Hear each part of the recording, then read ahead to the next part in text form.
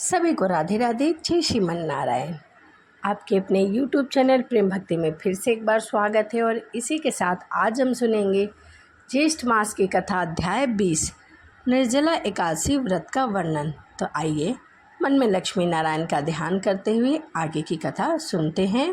सब ऋषि स्कंद जी से बोले कि हे स्कंद जी, आपने समस्त मोह को नाश करने वाला तथा अत्यंत आश्चर्य को देने वाला ज्येष्ठ मास के महात्म का अख्यात वर्णन किया है। वह योगियों का गम्य सनातन साक्षात और शत्रुओं के संहार नियमित एकादशी के प्रभाव से वहाँ पर आए। जो पर ब्रह्मा इतना कहने पर ऋषि लोग फिर कहने लगे कि हे स्कंद जी, उस राजा पुलिंद ने दुखी होकर फिर क्या किया, सो आगे की कथा हमें बताइए।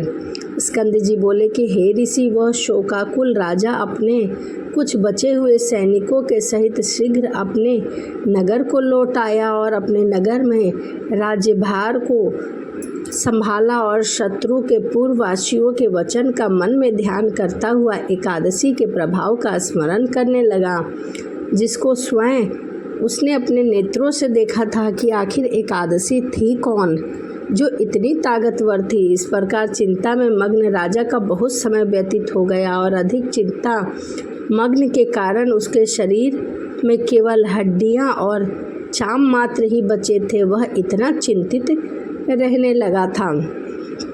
तब राजा पुलिंद ने अपने पुत्र को राज्य सौंपकर अपने स्त्री को साथ लेकर वन को गया और वहां जाकर वन प्रस्थान आश्रम ग्रहण कर लिया। वहां वन में राजा पुलिंद को एकादशी के संबंध में प्रश्न करते 12 दिन बीत चुके थे। वह सबसे यही प्रश्न करता था कि तपोधन एकादशी के व्रत की क्या विधि है, कृपया करके मुझे बताइए। परंतु उसे कोई व्यक्ति ऐसा नहीं मिलता था जिसे यह पता हो जो व्रत तीनों लोकों में दुर्लभ, पवित्र और भगवान का अति प्रिय है। ओहो, आश्चर्य है कि मैंने उसे एकादशी व्रत का महान आश्चर्यकारी कार्य देखा था। इसमें कोई भी संशय नहीं है, परंतु इसकी विधि मुझे नहीं पता है। वहाँ पर पूर्व जन्म के पूर्व कर्म के प्रभाव से वरण्य ऋषि के पवित्र आश्रम में दंतात्रेय ऋषि आए और उन दंतात्रेय के दर्शन की लालसा से वहाँ समस्त ऋषिगण भी आए हुए थे।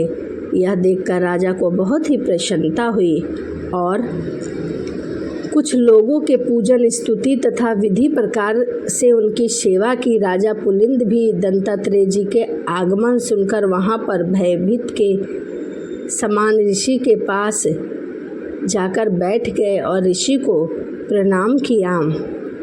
तब ऋषि ने उनकी तरफ देखा और आशीर्वाद दिया। प्रधान ऋषियों के चले जाने पर राजा पुलिंद दंतात्रेय जी के पास गए और दंडवत कर दूसरे विंध्याचल पर्वत की तरह पृथ्वी पर गिर गए।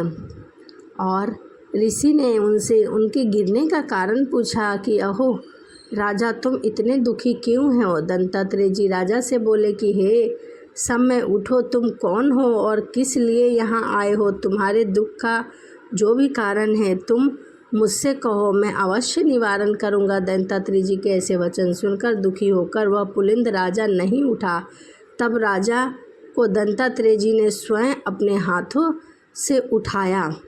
राजा श्रेष्ठ पुलिंद ने उठकर दंतात्रेय जी के अति सुंदर हृदय जानकर कहा कि हे जगत विख्यात राजा पुलिंद हूँ, मैं बहुत ही पापी हूँ। हे तात, थोड़े ही समय में पृथ्वी मंडल को जीतकर और गर्भ में आकर मैं सेना सहित राजा प्राचनवही के नगर को गया और वहाँ पर मैंने देखा कि भगवान विष्णु भक्त राजा सभी पशु पक्षी एकादशी का व्रत कर रहे हैं। ग्रामवासी सब आए और मुझसे प्रार्थना करने लगे कि आज श्री हरि का पवित्र दिन है। आज और कल 2 दिन के लिए उस राजा के विषय में क्षमा करे, क्योंकि समस्त नगरवासियों ने व्रत रखा है और भजन कीर्तन में लीन है। परंतु मैं समझ न सका कि वह एकादशी कौन थी जिसे सभी लोगों ने किया था।